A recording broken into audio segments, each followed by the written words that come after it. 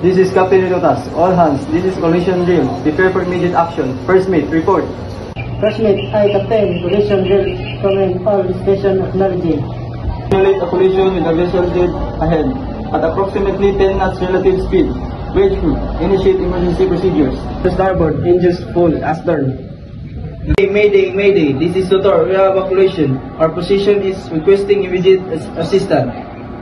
Hi Captain, engines are now at full astern. Damage control teams are standing by.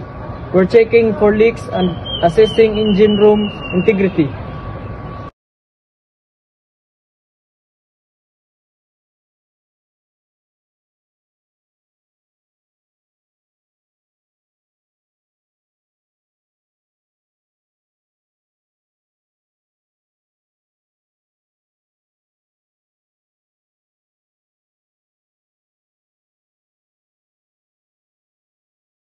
Captain Retutas, Chief Engineer, report.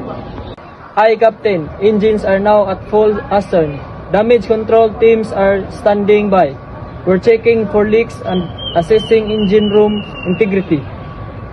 All hands, prepare to abandon ship if necessary. First mate, initiate emergency procedures. Drill complete. Excellent response from all personnel. Let's proceed to a debriefing in the mist while we review our performance and identify areas for improvement. Dismiss.